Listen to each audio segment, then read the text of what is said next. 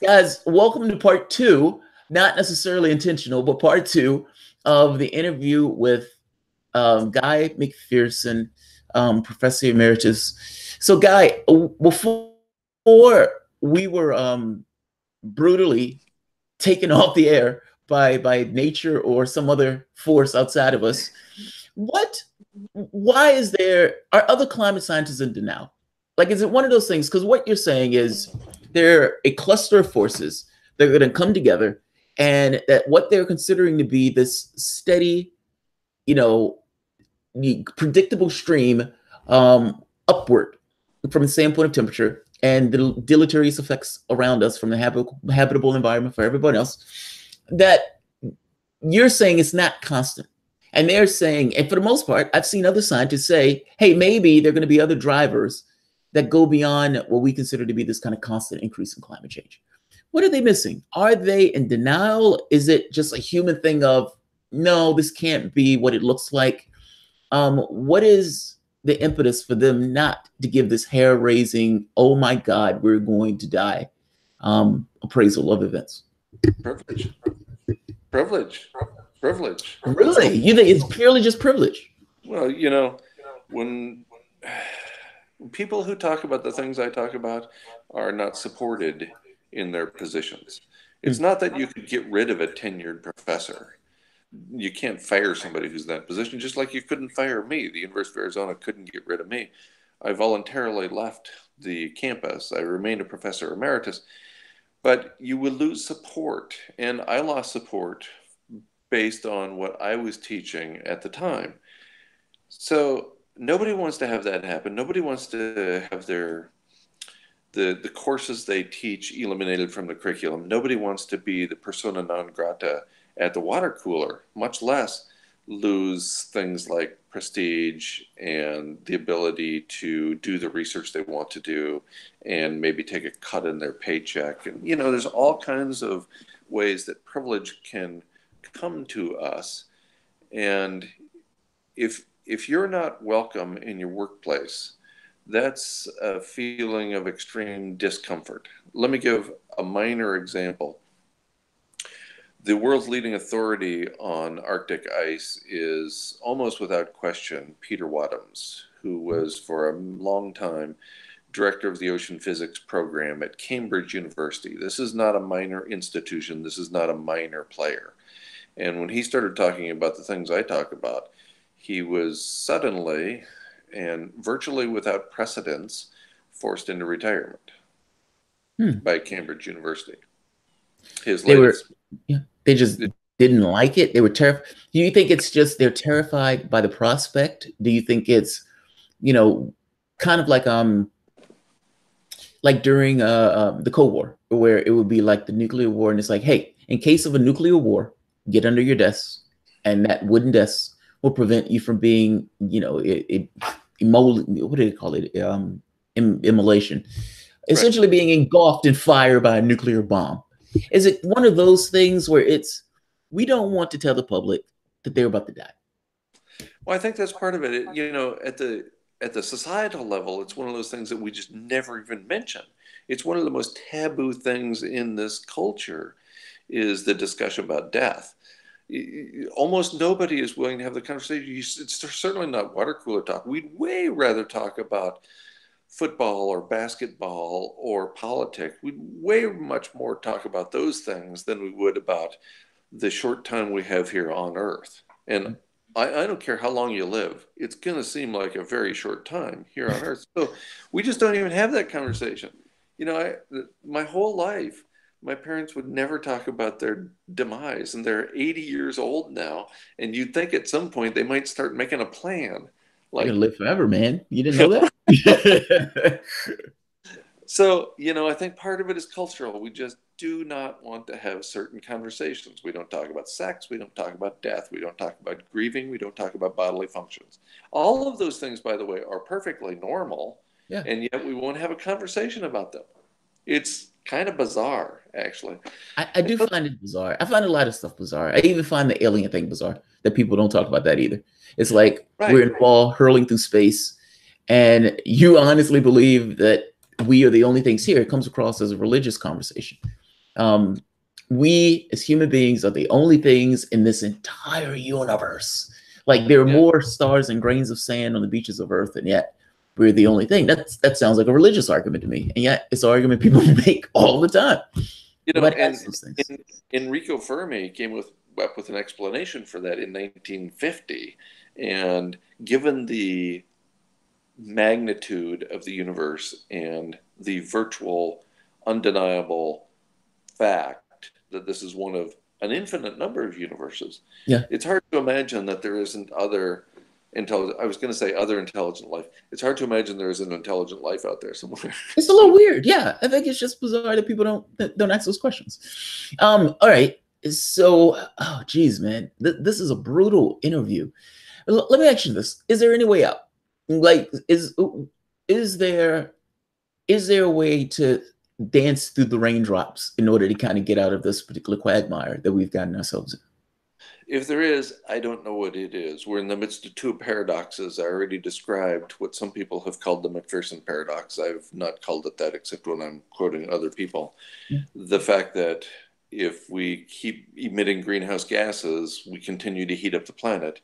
And then the downside of that is if we stop putting those aerosols into the atmosphere, we heat up the planet even faster. So that's one paradox. The other paradox is that almost every one of the scenarios proposed by the Intergovernmental Panel on Climate Change, perhaps the most conservative scientific body in the history of the planet, almost every one of their scenarios going forward points out that we need to geoengineer the planet. We need to do something beyond what we're doing already in terms of geoengineering. And there's an enormous body of research indicating that geoengineering will not work and probably will make the situation worse.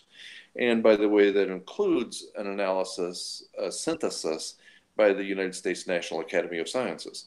So there's abundant, there's two paradoxes right there. Let me throw something else at you. As if two paradoxes are not enough, we're in the midst of the sixth mass extinction on planet Earth. And the previous 5 took down almost all multicellular life, and that's what persisted for millions of years afterwards. We depend upon so many other species for our own survival, things that pollinate the crops and that filter the nasties out of the water and that keep our air clean and provide for our food in so many ways. We depend upon thousands and thousands of organisms, and we think we're going to skate through this? Come on. The way we trash the planet, you think we're going to be just fine? So we have two paradoxes, and we're in the midst of the sixth mass extinction. And to me, that indicates that we aren't all going to be dead next week, but our lives are short, and there's no way out for us as a species. Wow, oh God, that's terrifying. Solar minimums and maximums. From my understanding, we're also in a solar minimum. Like the temperature increases that we're getting is taking place during the time of a solar minimum. Is that true?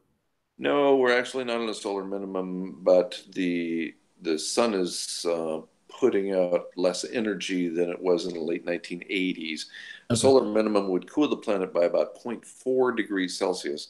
Compare that to the 1.73 above the 1750 baseline that we're at right now. So a so-called moderate minimum, a little ice age, would result from a 0.4 degrees Celsius temperature decline. And we have more than that baked in over the course of the next 10 years, just based on the lag time in maximum heat and carbon dioxide that we talked about earlier.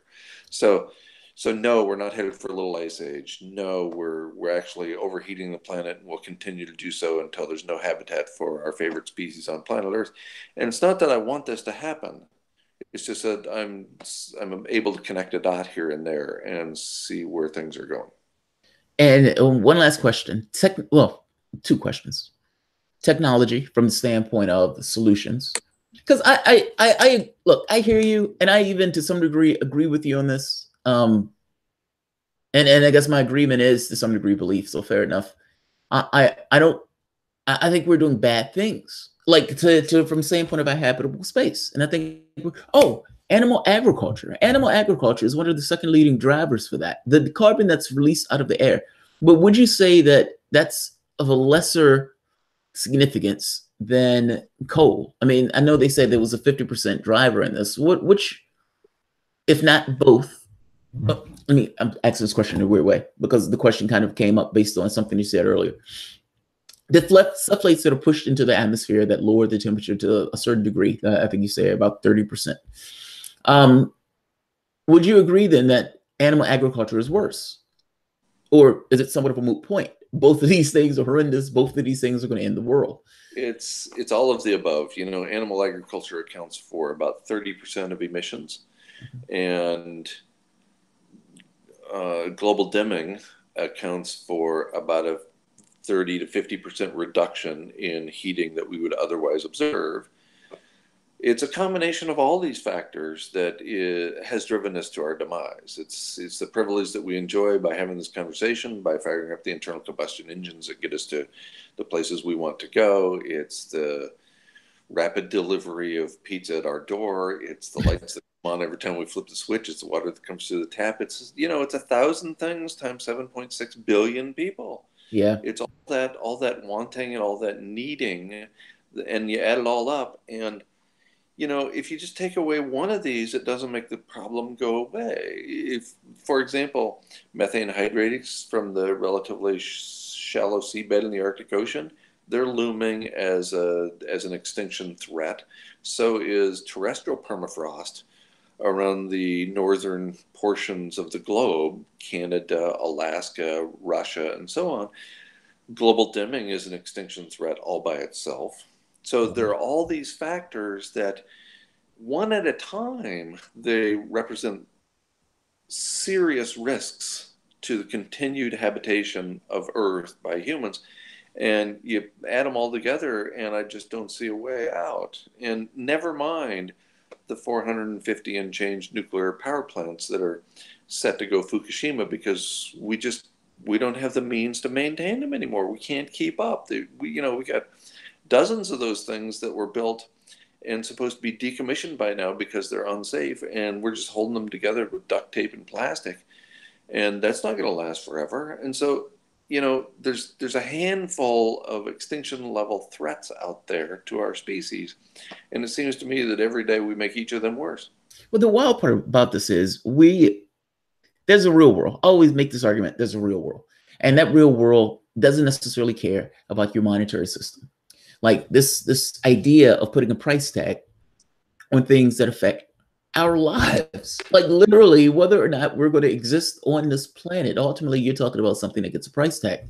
There's a bomb on a bus. There's an asteroid that's going to hit the planet, and people are quibbling about how much it costs. Like, it's an amazing thing.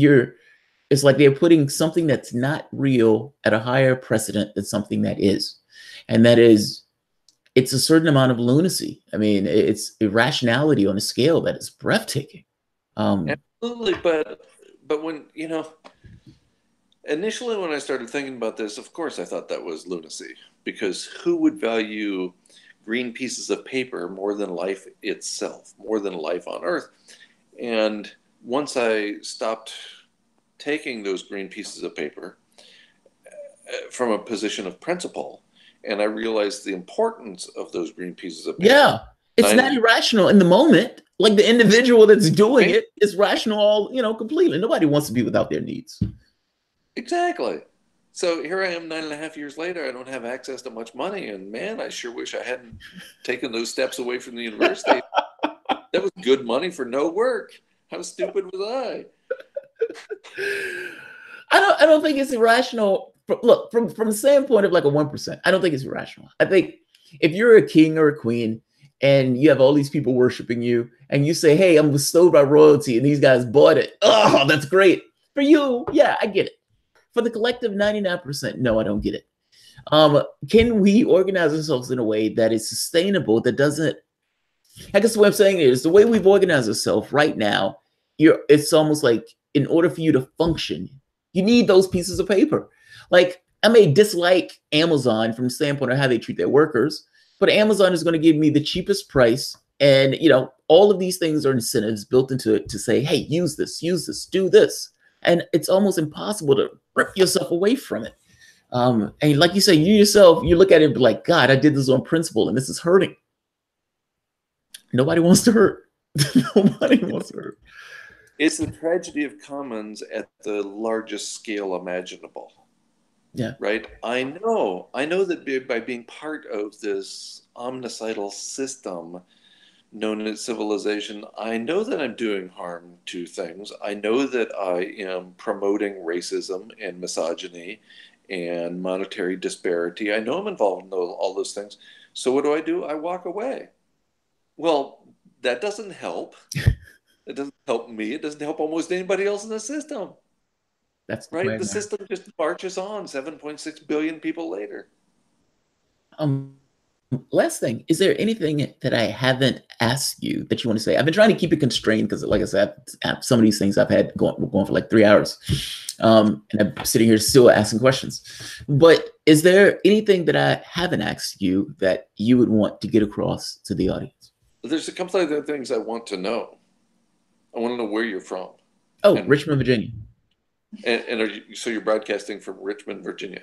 I am. Okay. That's what I wanted to know. You know, oh, yeah. what I want to, the message I want to get across to people is that our time is short. You know, it was Homer in the Iliad some 2,600 years ago who said any moment might be your last. And this was in a paragraph that followed one pointing out that the gods are envious of us. And the gods are envious of us because they have to live forever. They don't get to stop and smell the roses because the roses are always there. They don't get to live in the moment and appreciate the moments we have because they have an infinite number of them. The beauty, the joy, the wonder of the fact that we get to die is that we get to live finite lives. And in accepting that, we start to live with urgency. We start to appreciate across. Live the moments. Seize the day. This is an amazing time to be alive. Why would you not appreciate that? Why would you not appreciate every minute that you have here?